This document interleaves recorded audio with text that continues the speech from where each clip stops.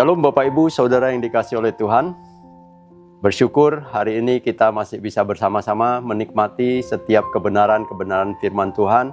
Bahkan kita masih tetap bisa merasakan kebaikan Tuhan atas seluruh kehidupan kita. Tetap dengan tema bergerak dan berdampak. Bapak Ibu Saudara yang dikasihi oleh Tuhan, salah satu proses yang bisa kita lakukan untuk memberikan dampak bagi orang-orang di sekitar kita adalah berbicara tentang bagaimana respon kita ya ketika kita menghadapi situasi-situasi sulit di dalam kehidupan kita.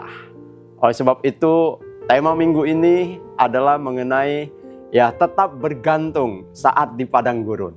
Wah, padang gurun berbicara tentang apa? Ya, padang gurun kalau kita membayangkan, ya bukannya membayangkan, tapi mungkin kita pernah melihat, menonton, atau bahkan kita pernah mengunjungi yang namanya padang gurun. Gurun pasir tentunya ya. Itu adalah tempat yang kering, tempat yang tidak ada airnya, kondisi yang tidak nyaman ya. Dan mungkin ketika orang tersesat di padang gurun seperti tidak ada jalan keluar. Nah, kalau diaplikasikan dengan kehidupan kita, ketika kita berbicara tentang padang gurun ya, adalah situasi-situasi yang tidak menyenangkan yang terjadi di dalam kehidupan kita. Apakah itu bisa berbicara tentang masalah keuangan kita, ya berbicara tentang masalah kesehatan kita, konflik mungkin yang terjadi di antara kita, ataupun ketika kita kehilangan arah di dalam kehidupan kita. Jangan heran, ini bisa saja terjadi. Karena apa? Karena hal-hal yang kadang tidak sesuai dengan apa yang kita harapkan, Tuhan izinkan terjadi ya semata-mata karena Tuhan ingin menunjukkan bahwa kita manusia itu memiliki banyak keterbatasan. Dan ketika kita mengalami situasi-situasi yang seolah-olah tidak ada jalan keluar, ya jangan lari kemana-mana. Tetapi kita harus lari kepada Tuhan. Karena Dia tahu untuk melakukan yang terbaik atas kehidupan kita. Ketika Dia mengizinkan padang gurun ada di dalam kehidupan kita, percayalah, Dia pasti juga menyediakan ya mata air atau oasis di tengah-tengah padang gurun tersebut. Bapak Ibu Saudara dikasihi oleh Tuhan, kita melihat apa yang tertulis di dalam kitab Keluaran pasalnya yang ke-16. Nah, ini berbicara tentang perjalanan bangsa Israel ketika ya mereka dipimpin oleh Musa keluar dari tanah Mesir untuk menuju ke tanah perjanjian. Lalu mereka masuk kepada situasi ada di dalam daerah padang gurun ya. Keluaran 16 ayat yang pertama mulai. Setelah mereka berangkat dari Elim, tibalah segenap jemaah Israel di padang gurun Sin yang terletak di antara Elim dan Gunung Sinai. Pada hari yang ke-15 bulan yang kedua sejak mereka keluar dari tanah Mesir. Di padang gurun itu bersungut-sungutlah segenap jemaah Israel kepada Musa dan Harun. Bapak Ibu saudara dikasihi oleh Tuhan, ketika mereka masuk di padang gurun, ya melihat seolah-olah tidak ada harapan, ya kok tidak seperti apa yang dijanjikan oleh Musa untuk membawa mereka ke tanah yang subur, yang penuh dengan susu madu. Sekarang ada di padang gurun. Kondisi yang tidak menyenangkan. Muncullah persungutan di sana. Kadang di dalam hidup kita, ketika kita ada di dalam situasi padang gurun, bukankah sangat mudah untuk kita bersungut-sungut? Bukankah sangat mudah untuk kita menyalahkan situasi? Sangat mudah, bahkan mungkin kita bisa menyalahkan Allah. Ya, sama seperti bangsa Israel ini. Tapi kita mau belajar hari ini, di tengah-tengah situasi yang ada di padang gurun, kita jangan masuk di dalam persungutan seperti yang dilakukan oleh bangsa Israel. Mereka berkata apa kepada Musa? Dan berkata kepada mereka, kalau kami mati tadinya di tanah Mesir ya oleh tangan Tuhan ketika kami duduk menghadapi kuali berisi daging dan makan roti sampai kenyang, sebab kamu membawa kami keluar ke padang gurun ini untuk membunuh seluruh jemaah ini dengan kelaparan. Ayat yang keempat, lalu berfirmanlah Tuhan kepada Musa, sesungguhnya aku akan menurunkan dari langit hujan roti bagimu maka bangsa itu akan keluar dan memungut tiap-tiap hari sebanyak yang perlu untuk sehari, supaya mereka kucoba apakah mereka hidup menurut hukumku atau tidak.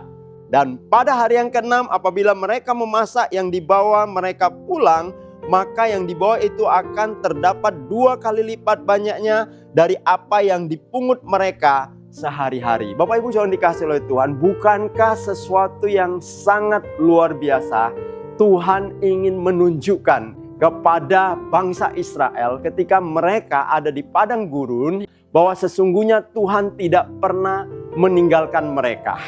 Bahkan di tengah-tengah persungutan mereka, Bapak Ibu saudara yang dikasihi oleh Tuhan, coba perhatikan, di tengah-tengah persungutan mereka, menyalahkan situasi, menyalahkan Musa, bahkan mungkin mereka menyalahkan Tuhan, kenapa membawa mereka keluar dari tanah Mesir.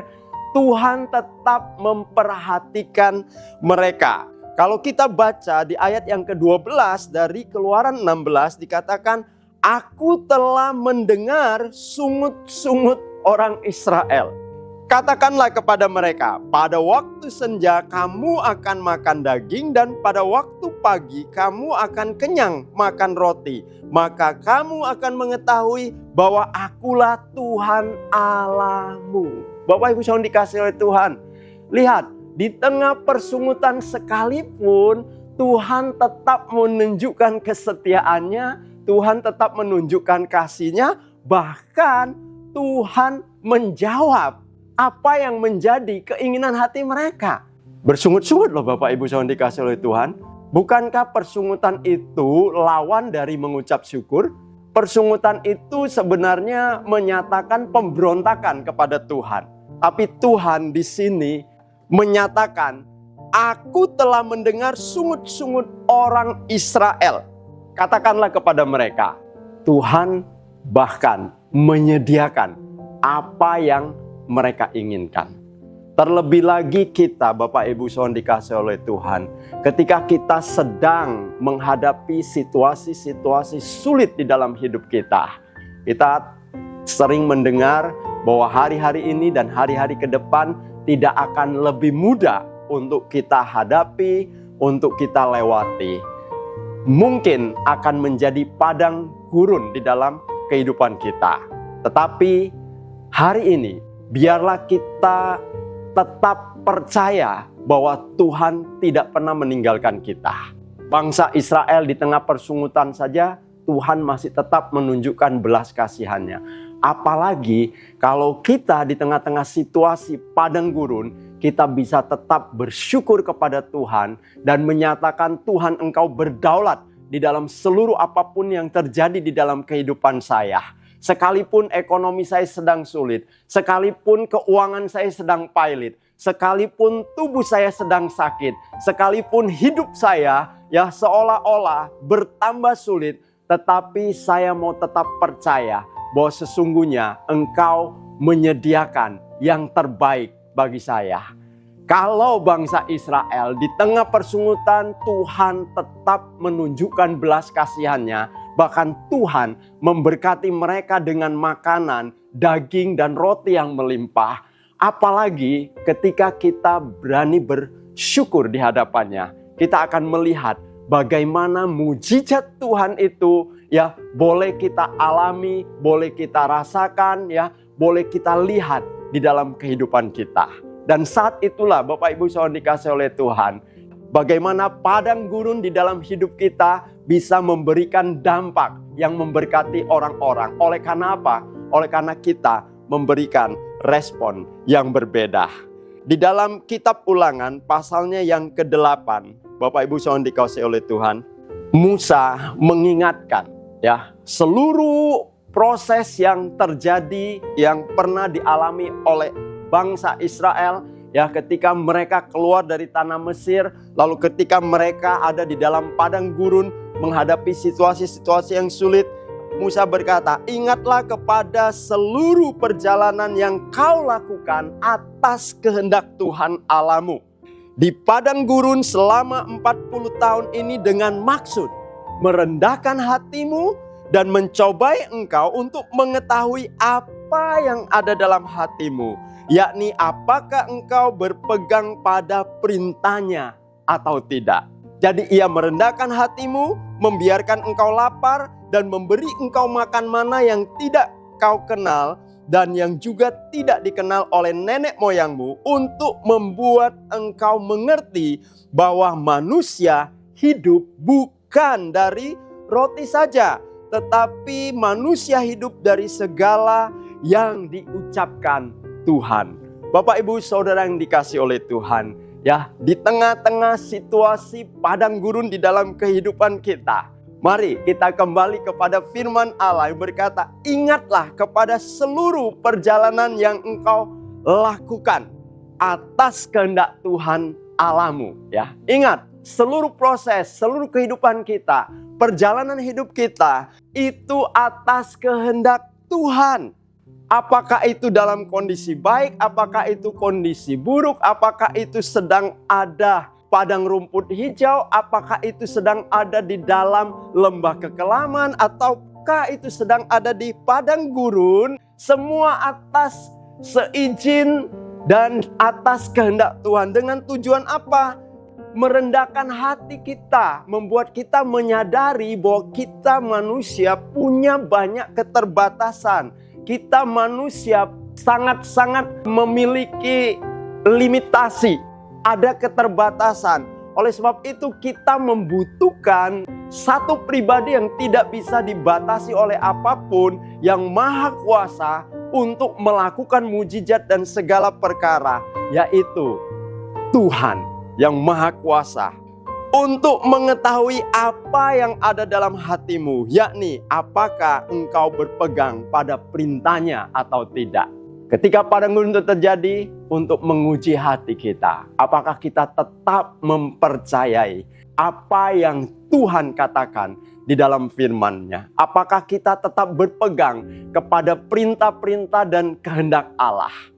Ketika kita mengerti apa yang menjadi maksud Tuhan, ketika kita ada di padang gurun itu, maka kita akan melihat bagaimana tangan kuat kuasa Tuhan itu akan memimpin kita, bahkan membawa kita kepada kemenangan. Sehingga dia berkata, jadi ia merendahkan hatimu, membiarkan engkau lapar, dan memberi engkau makan mana yang tidak kau kenal, dan yang juga tidak dikenal oleh nenek moyangmu, untuk membuat engkau mengerti. Membuat kita mengerti bahwa manusia hidup bukan dari roti saja, tapi manusia hidup dari segala yang diucapkan Tuhan. Manusia hidup bukan dari roti saja. Manusia hidup dari apa yang Tuhan firmankan. Masih ingat ketika Tuhan Yesus dicobai? Setelah 40 hari, 40 malam, dia berpuasa, lalu iblis mulai mencobai dia. Pencobaan dikatakan apa? Minta untuk menjadikan apa? Batu itu menjadi roti.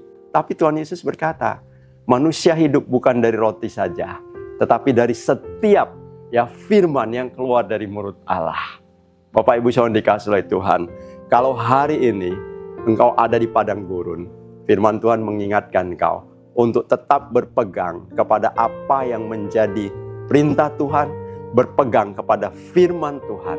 Sebab di dalam firman itulah penggenapan janji-janji akan kita alami di dalam hidup kita. Ketika kita bisa menang di tengah-tengah situasi padang gurun kita. Mungkin kita belum keluar dari padang gurun. Mungkin kita masih ada di tengah-tengah padang gurun.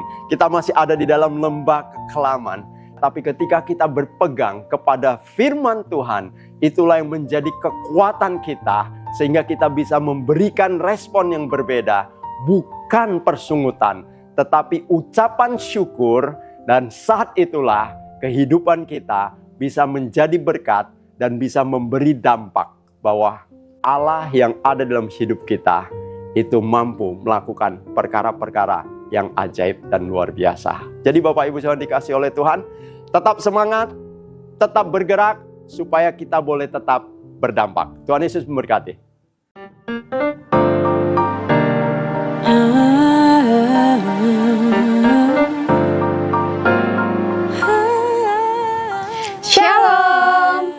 kembali lagi bersama kami dalam Abanis Update minggu ini.